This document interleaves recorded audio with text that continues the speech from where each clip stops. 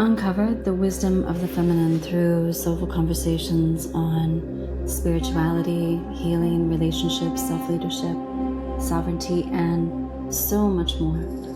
I'm your host, Tamar, Gail, feminine embodiment facilitator, feminine arts mentor, and soul tantrika. In this podcast, my goal is to take you deeper into the world of the feminine, stepping more into your feminine pleasure, power, authentic truth, and sovereignty.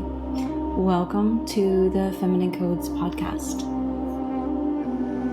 And in today's episode, I'm going to be speaking about the importance of choosing the right lover as an awakened woman.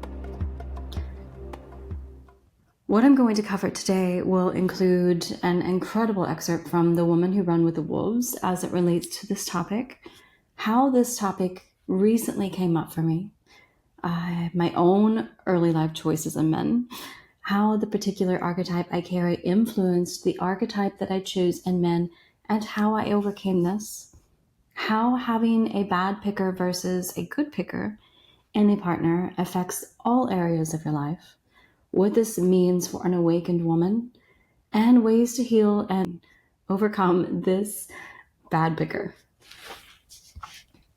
So, from The Woman Who Ran with Wolves.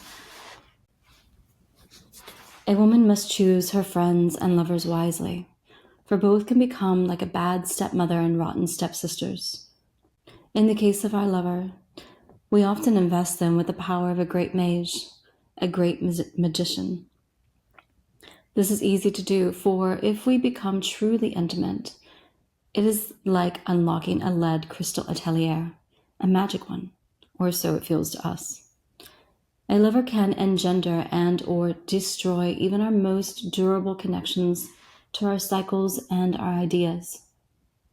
The destructive lover must be avoided. A better sort of lover is one finely wrought of strong psychic muscle and tender flesh.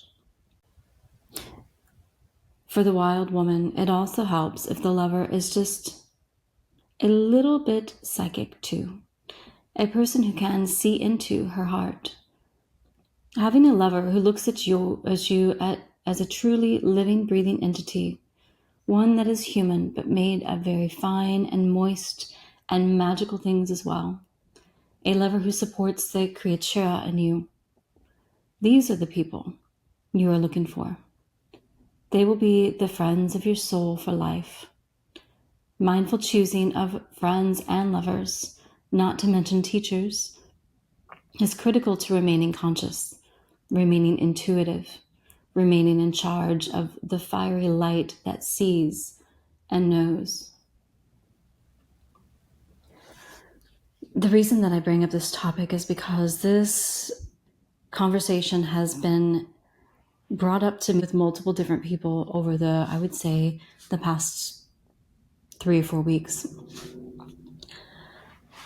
And we've been discussing how choosing the wrong lovers in our early days impacted us, and also how we overcame these. But recently I had a conversation with a friend, a mother. She has a teenage daughter who had a boyfriend and had recently become intimate with this boyfriend. And the mother found that he was writing to this girl very disrespectful, derogatory, sexual things. You could immediately tell that this boy had learned how to talk to a woman, how to make love to a woman through porn, just through the way that he was speaking with her. And for one, this is not only detrimental to men, but it's also detrimental to the women in their lives and their relationships. But how it affects the woman when she chooses the wrong partner, the wrong lover. It makes you question your self-worth. It makes you question who you are. It takes you down this spiral of not feeling good enough or worthy of something better. And you're looking outside of yourself and to a man to tell you if you're good enough. And this is exactly what was happening. This girl was asking him if she was better than his last girlfriend, especially in bed, how she compared. Instead of seeing her own beauty and worth and knowing that she was worthy of something so much more. And this is what happens whenever we become intimate with someone. Our hormones as women connects us to this person that we're intimate with in ways that we don't understand when we're children. And I'm still considering a teenager a child. So I know we don't think that we are whenever we're teenagers, but we really are. We don't know what we don't know, right? So this topic really hit home for me because I also went through this exact same thing as a teenager. I chose the wrong men, and I wish that I had had someone tell me, and maybe they did, maybe my parents did, but we don't always listen to our parents when we're teenagers, and this is why it's so important to have another person outside of your parents that you're close to, of the same sex, that you can have these conversations with, because we don't always listen to our parents as teenagers. So maybe my parents did, but I didn't hear it. And I continued to choose the wrong man. And with every man that I chose when I was young, my insecurity went down even more.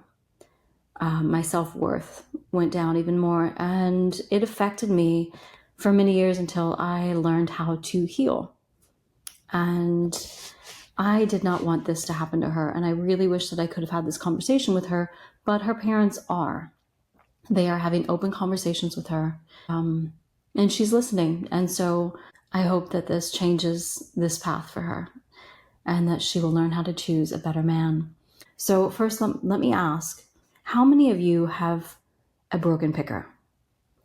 Or you find yourself jumping into one relationship after another, where you find yourself in codependent relationships, or only going after materialism like looks or money. And I ask these questions because this conversation that we're having today has an effect on every woman and man. This is not only something that we should be speaking to each other about, but it's something that we should also be speaking to our children about, teaching them from a young age so that they don't grow up having a bad picker or having codependent relationships or finding themselves in this repeated pattern. We can have those conversations with them and make a difference in their life. So I used to choose the bad boy archetype. And part of this is because I carried a very strong Aphrodite archetype. And a little bit of an explanation, short, very quick, of the archetypes of the goddesses. Each have their light, they also have their shadow side. And so mature qualities of an archetype would be the shadow. And so when we're young, we have some of those shadow archetypes. And I did with Aphrodite. Aphrodite's archetype is beautiful. We know her as like love and beauty and pleasure. But her shadow side is that she doesn't care about domestic love. She doesn't care about romantic love as much. She cares about that undying, like dive in, passionate love. And once that passion's gone, she's not interested anymore. And so this was my attraction to those bad boy archetypes, is that there was a little bit of chaos. It was passionate. It was fun, and then once that was done, I would go on to the next. This was a major detriment to myself. And I had to spend a lot of time healing and looking within to heal this pattern. Now I still carry an Aphrodite archetype. I still am romantic and passionate and love, but from the healed version of Aphrodite. And if you were interested in learning more about the archetypes, the goddess archetypes, and how they pertain to you and how you can embody more of the aspects of these goddess archetypes, then check out the Royal Codes embodiment circle. You can find that on my website, but we go into that and the Royal Codes. And each month is a different goddess that we work on embodying through ritual and myth and invocation and activations, embodiment practices. So it's quite beautiful. Anyway, having a bad picker and choosing the wrong lovers has a major effect on how we see the world. And as I mentioned, not only affected myself, but also this teenage girl that I'm speaking about.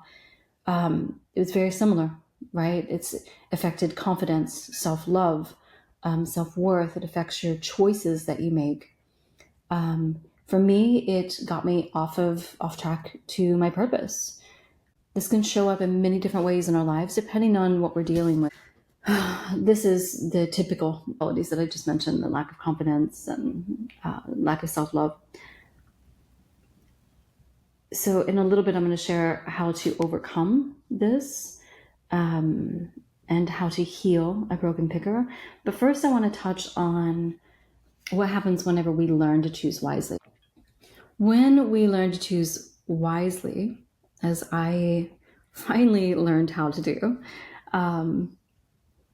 and one of my relationships helped me find my purpose.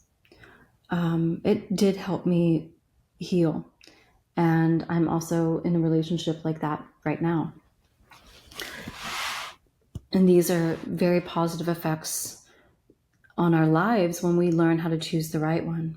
Some of the major impacts, especially for awakened women, right? This is important, but for all people, whenever we learn to choose correctly a lover, a partner, it helps us find our purpose, heal, and it can help us find fulfillment in ourself, which then flows out into our life and into our relationship. But it starts with within. And so what do we look for when we're looking for a lover, when we're looking for this partner, right? Our divine partner. What are the qualities that we should be looking for? Integrity, honesty, emotional maturity, kindness, dedication to personal growth and healing. I also add in personal discipline, and there's a reason that I add that in. It's because when someone is disciplined in their life and they can say no, they can also say no to outside pleasures, saying no to another woman, saying no to going out and getting wasted on a night because they have that discipline. And with that comes dedication to what they are growing in their life. Then lastly, there's something called a monogamy gene, and not every man has it. And this is not something that we can easily pick up on, but it is there. There are certain men that are more prone to being monogamous, and other men that are more prone to cheating. Let's just put it that way. So looking for the men that have a monogamy gene. And that's going to take time to pick up on. So now I'm going to get into ways that we can heal this pattern and begin to change our life. So one of the major things for me and my clients is encouraging them to take time alone, no dating. I did this for myself, loved it. If you can do this, if you can take time alone without dating and being celibate, do it, because this will completely change who you're choosing, who you're spending time with, what you're doing, how you give your energy, your boundaries. Like, this is key. And while you're doing that, practice self-love, self-care. Work on healing the old patterns and beliefs that you have that have made you choose the kind of people that you're choosing. Learn discernment and strengthen your intuition. Slow down when you start dating. Really get to know them. Take your time. Understand that it takes time to really get to know someone. And when we have a pattern of jumping into relationships quickly, we often miss those little signs of misalignment. And then that leads into the next one. Don't rush into sex. This isn't about not being sexual. You can be sensual, but wait to have sex with someone. Because when you have sex, especially when you orgasm, the love bonding hormone oxytocin gets released. And this creates an emotional attachment and a blinding with this person that you're having sex with. It creates feelings of trust, closeness, and intimacy with this person, even if you don't know them well. And oftentimes makes you feel like you're in love and you want to go all in as a woman. And this blinds you to the red flags, if there are any that come up after that. You will dismiss them because of these hormones, because of this oxytocin, because of this feeling now of closeness and intimacy with this person that you don't actually have. You haven't gotten there yet. You haven't given it that time and space. And so I will share more on ways that this affects you as a woman in another episode, because I really want to go deeper into that topic. But let's speak about one of the ways to strengthen your intuition, because intuition is a really big part of it, and knowing and trusting that inner voice. So one of the ways to strengthen your intuition is to refuse to allow anyone to repress your energy. And that means your thoughts, your ideas, your values, your morals, your ideals. And oftentimes we find that this happens whenever we're young children. There are parents unintentionally, but this is what happens. And we have to be that change, right? We make that change inside of ourselves, and then we make that change for the children in our lives. We teach them these tools. Another way is to build a connection and flowing conversation with your womb. And this takes time to develop. And a part of this work is first clearing out the blockages that have built up throughout the years. And if you've had sexual partners, clearing out the energy from past sexual partners so that you could be clear, clearing out those old beliefs, and sometimes suppressed memories so that you can be clear and have that clear channel to your womb, because that's where the seat that your inner voice is really coming from. So what would it be like to learn these things as a child? What would it have felt like to be taught to honor and trust that inner voice when many of us were taught to go against it, eventually leading to this disconnection and a lack of trust in our own ability to feel what's right or wrong for us in regards to energy? Think about how often we hear parents telling their children, or how many times we were told to be nice, to go give that person a kiss or sit on their lap when we didn't want to or didn't feel good doing it. This is a part of it. Imagine teaching this to our children today, how to stay attuned to their intuition and to trust their wild, primal instincts instead of not recognizing those inner voices of truth and or looking outside of ourselves for answers and guidance. Think about how if this had been taught to any of us who have had a pet picker, how we would have possibly made different choices in who we chose as our lovers. Maybe you are someone who has been fortunate to have a wonderful history with lovers, and if you are, cherish that. Do you see how these choices have led you to where you are, and how they have raised you up, held you, blessed you, unlocked more of your potential? I hope you can.